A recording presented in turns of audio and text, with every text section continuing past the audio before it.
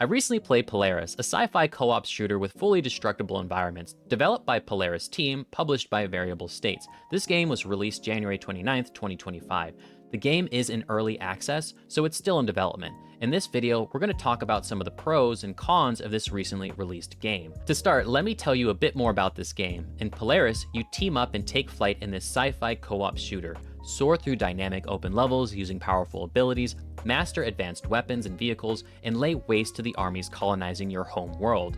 If you enjoy demos, indie games, and early access games, consider subscribing. Make sure you stick around for the end of the video as well for a few bonus mentions. I'm your host, Mr. Meeko, and let's get right into it. Kicking it off with the cons and starting with number 3. There is a tutorial in the game on the menu screen. However, it's a YouTube video and it takes you out of the game upon clicking it. Personally, I don't want to leave the game to learn how to play it. If the devs could put a tutorial video in the game, that would be much better. It's a really helpful video. I wish I watched it before learning everything the hard way. Moving on to number 2.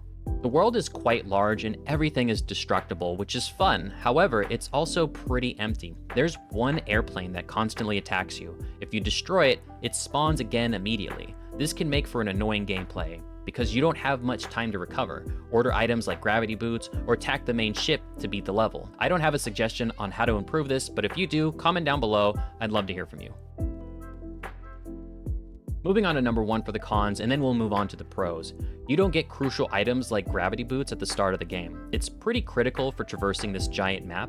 There's ways to travel throughout the map quicker, like giant rings in the sky, which aren't helpful if you can't reach them. There's also a teleport system, but it's not very intuitive. You order them, they get delivered, and in the 114 minutes I've played Polaris, I haven't quite figured out how to use them.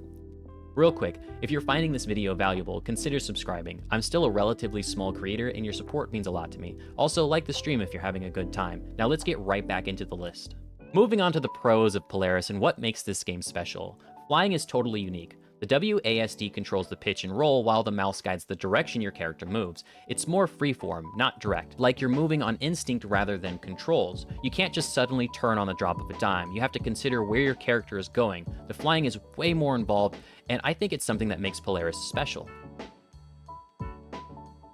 Moving on to number 2. Everything is destructible. You're given a really cool weapon that blows holes through the floor and destroys walls, trees, rocks, everything. I don't know how far you can go. Can we reach the center of the Earth? I'm not totally sure, but from what I can tell, you can go pretty far.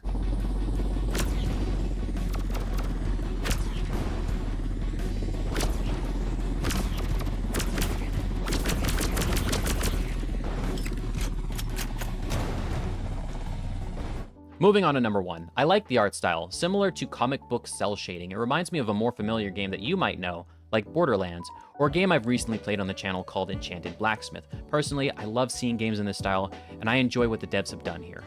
Real quick, before you go, I have a few bonus mentions. The guns are really nice and punchy. I think it sounds great. The game is better suited for multiplayer, so if you have friends, I recommend playing with them rather than solo. And lastly, your character does a cool hero landing upon spawning into the map. That's going to do it for this video. If you're new here, consider subscribing and dropping a like on the video. I'm your host, Mr. Meeko. I love y'all, and I'll see you in the next one.